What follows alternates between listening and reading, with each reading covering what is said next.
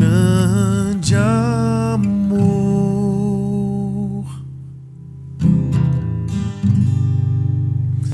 Muito bem, nós já estamos na metade da nossa semana de oração com o tema Inexplicável Amor. Todos os dias nós temos a presença aqui do pastor Henrique Gonçalves, departamental de jovens. Você, pai, mãe, aluno que está aqui com a gente, professor, coloca aqui nos comentários o seu pedido de oração, o seu agradecimento, que nós temos orado todos os dias por você, ok? Pastor, está contigo, que Deus te abençoe mais uma vez.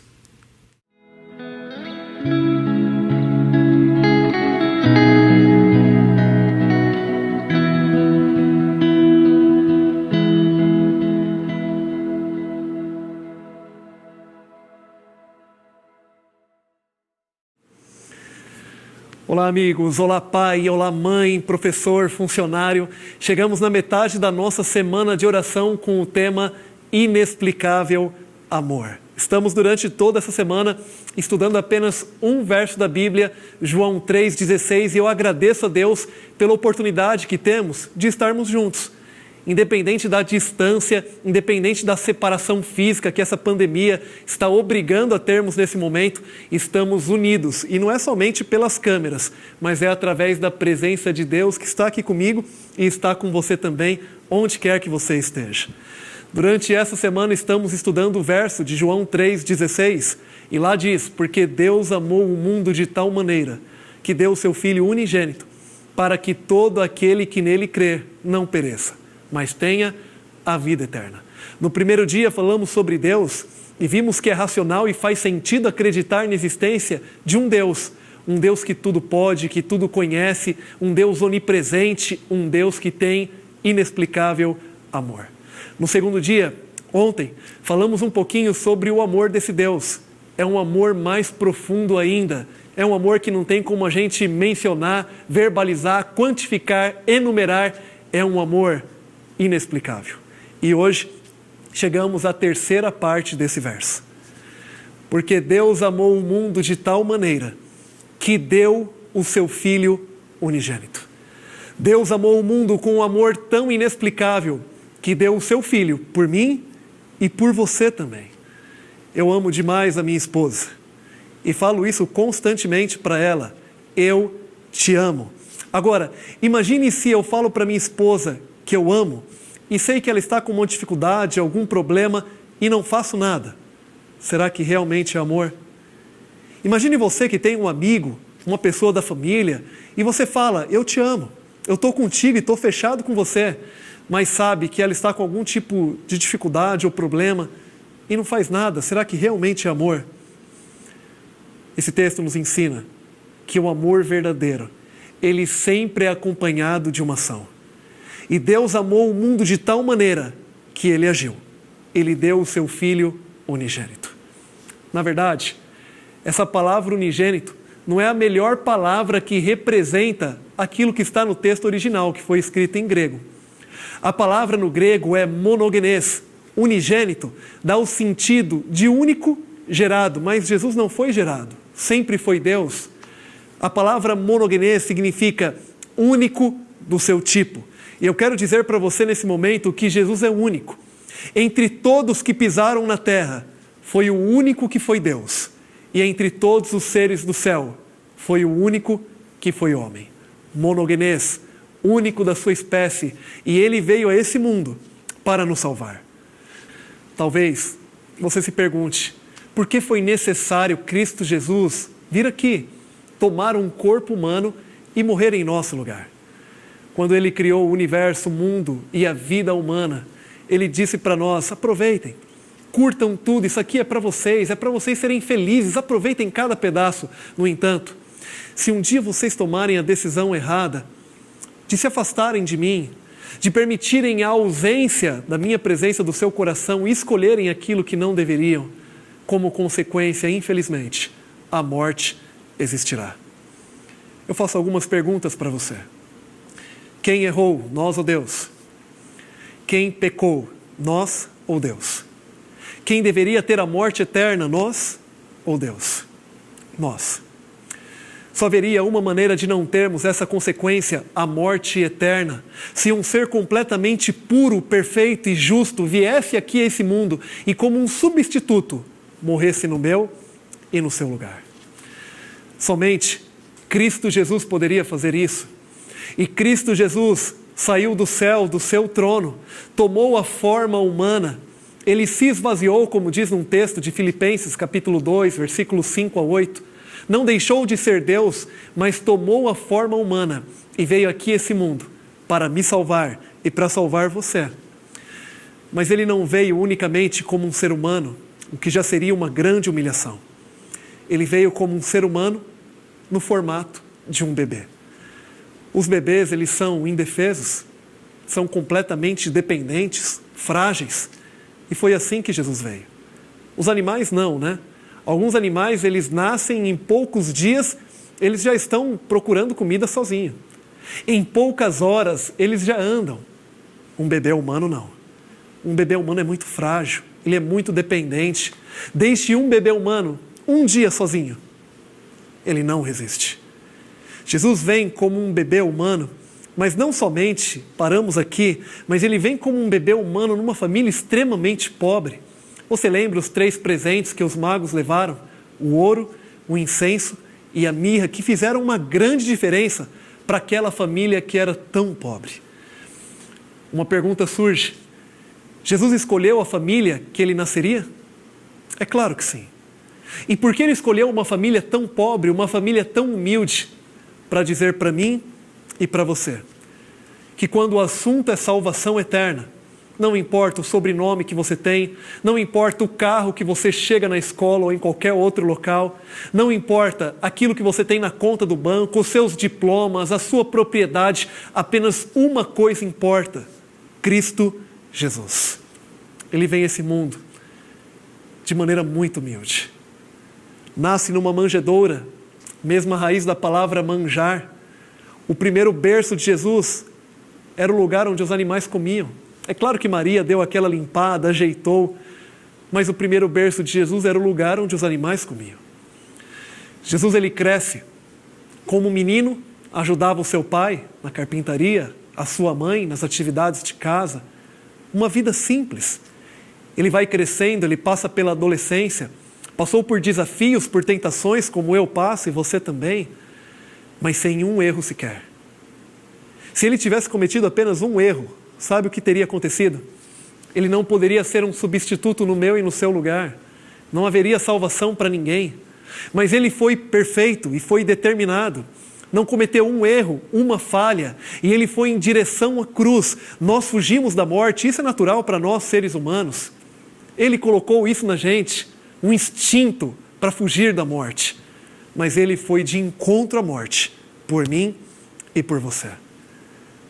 A sua dor na cruz, o seu sofrimento, as suas últimas lágrimas, a coroa de espinhos que foi colocada em sua cabeça, o último ranger de dentes, foi por amor a você.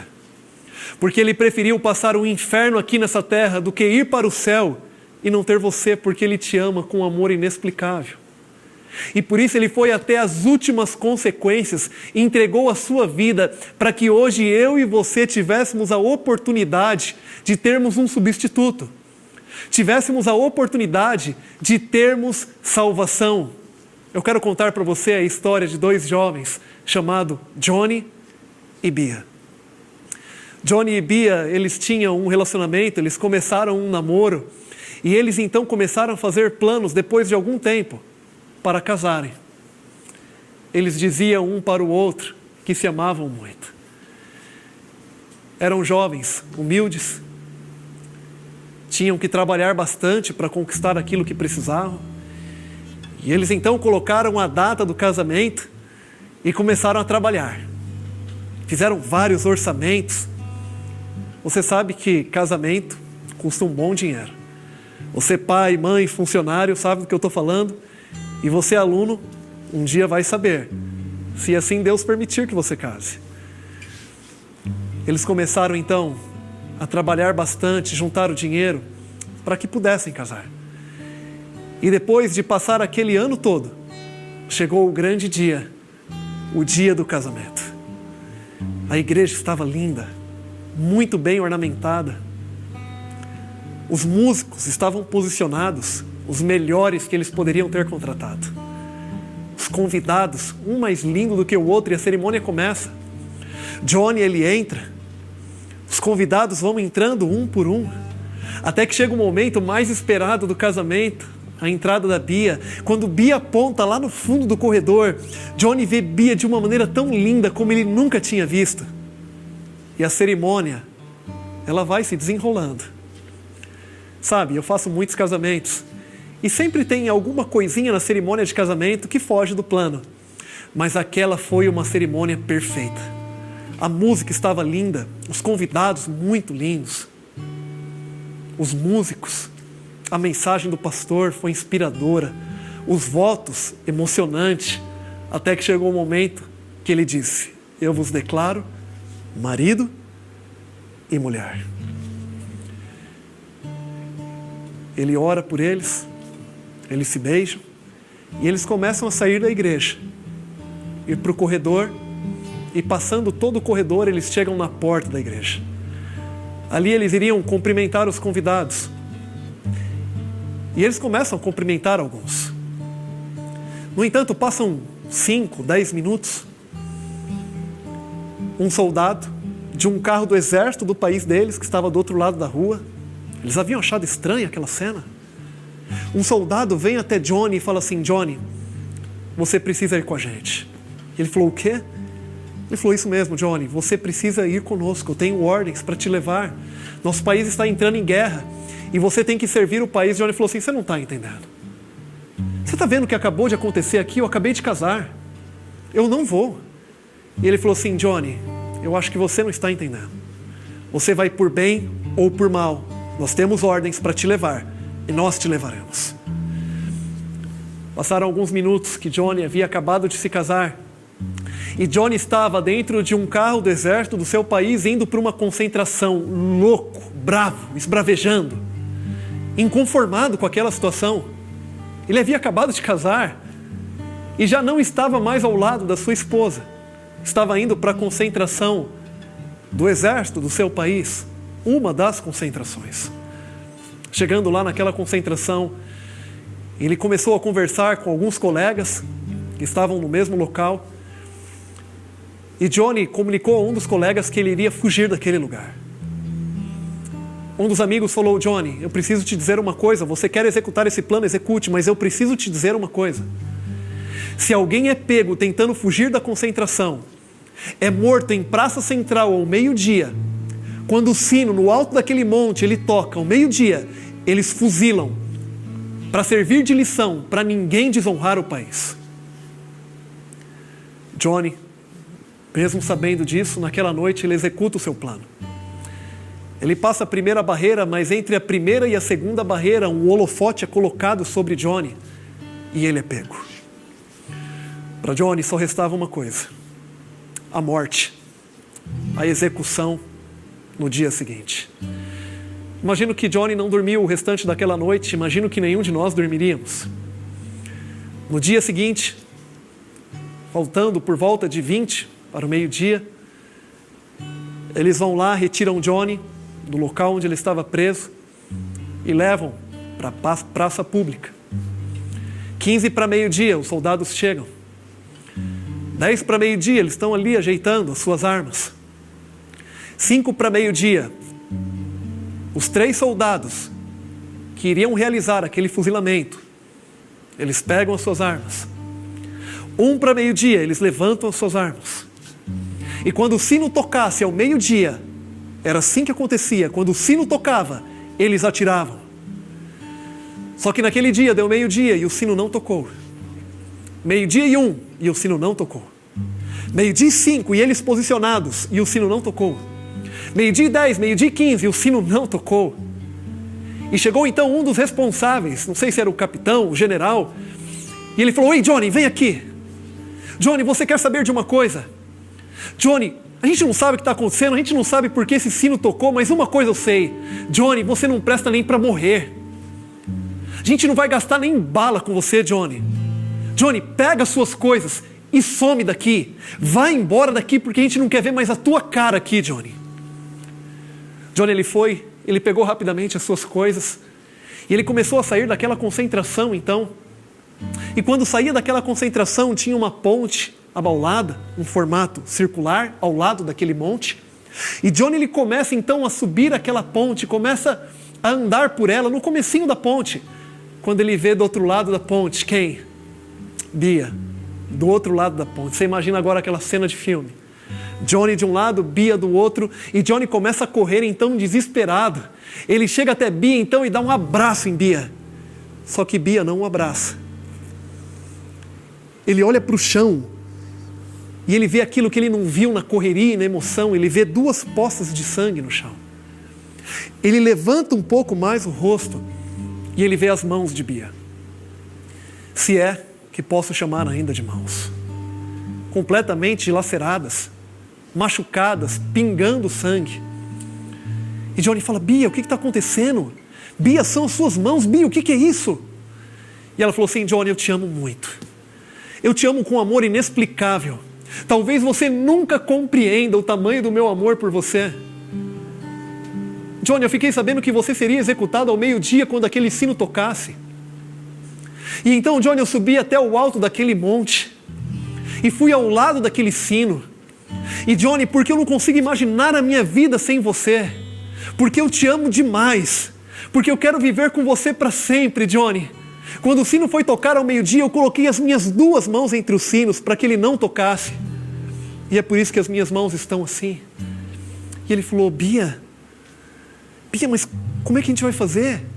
Bia, olha as suas mãos. Bia, como vai ser a nossa vida? Bia, como você vai cuidar um dia quando nós tivermos as crianças? Bia, como é que você vai cuidar das roupas para mim? Bia, como é que você vai fazer comida? As atividades da casa? Bia, não tem como. Me desculpe, Bia. E ele virou as costas e foi embora. Talvez você esteja pensando que essa história é uma utopia, uma mentira, e que ela não é real. Mas eu quero te dizer nesse momento que essa história é real apenas por um motivo. Porque muitas vezes é a história da minha e da sua vida. Muitas vezes eu sou o Johnny, você é o Johnny. Cristo Jesus veio a esse mundo, Ele foi até uma cruz, e lá na cruz Ele não entregou apenas umas gotas de sangue ou apenas as suas mãos, mas Ele entregou a sua vida por completo. Ele deu a vida por mim e por você, e diante de tal sacrifício que mostra o inexplicável amor, muitas vezes nós ficamos dizendo: mas como é que eu vou estar com você, Jesus? E vai ficar os meus amigos? Como é que eu vou estar com você e vão ficar os meus familiares? Como é que vai ficar as coisas? Como que eu vou estar contigo e vai ficar o meu trabalho, a minha profissão, aquilo que eu já alcancei, aquilo que eu já conquistei? Dizemos não, não e não para Ele. E viramos as costas e vamos embora como se nada tivesse acontecido. Eu quero te falar que a história da cruz não é história apenas fictícia. Não é uma história, aquela história que a gente ouviu apenas quando éramos crianças. É uma história real. Por um amor inexplicável, Ele morreu por mim e por você, para que Ele pudesse te dar hoje vida. Mas você precisa também tomar uma escolha. Você precisa tomar uma decisão. Você precisa também aceitar esse inexplicável amor e aquilo que Ele fez por você. E eu quero fazer uma pergunta com muito carinho para você hoje. Até quando você vai virar as costas para Deus? Até quando você vai fingir que isso aqui não aconteceu? Até quando isso vai ser apenas mais uma história na sua vida? Eu quero dizer que essa história é real, é a maior história de amor do universo e foi por você, para poder te salvar, porque Ele te ama, porque Ele tem um amor inexplicável que levou Ele a agir e a vir a esse mundo e entregar a sua vida na cruz para te salvar. É o amor que Ele tem por você porque Ele não consegue imaginar sem você. Até quando você vai virar as costas para Ele? Hoje, Ele está te convidando a vir, a conversar com Ele, a recomeçar a vida, Esse momento está lembrando a gente da nossa fragilidade como seres humanos. Estamos vivendo em meio a uma crise que mostra o quão frágil é a vida. E diante de uma vida tão frágil, Ele está dizendo: vem, vamos conversar, vamos recomeçar. Eu te amo e o meu amor eu demonstro em atitude por você. Agora, se você ama Deus, também não pode ser só de palavras. Também tem que ser de atitude, porque o amor verdadeiro sempre é acompanhado de uma ação. Você vai ouvir uma música nesse momento.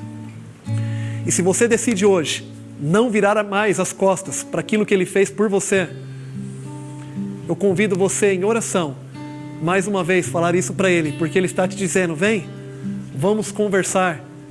Eu quero ver um recomeço lindo na sua vida.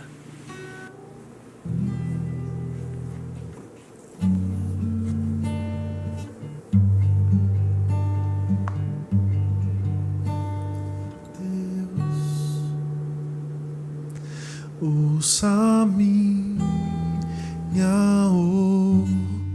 oração,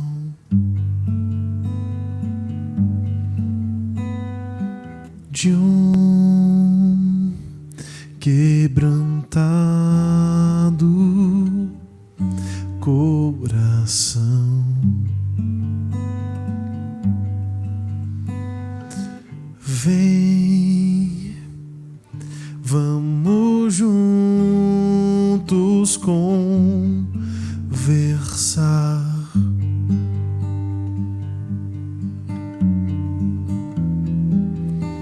Preciso ouvir sua voz aconselhar.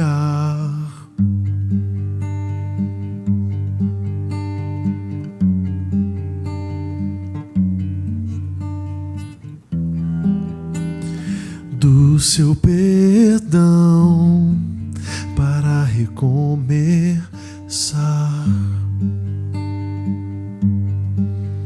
Deus,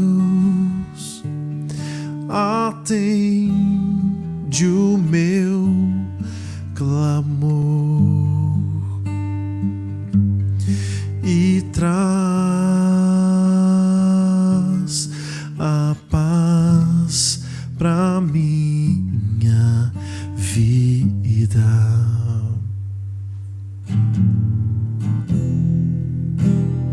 Cure as feridas do meu coração.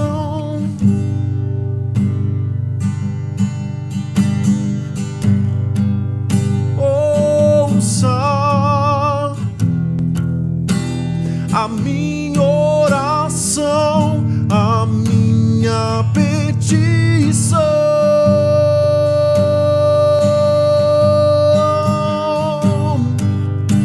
Segure minha mão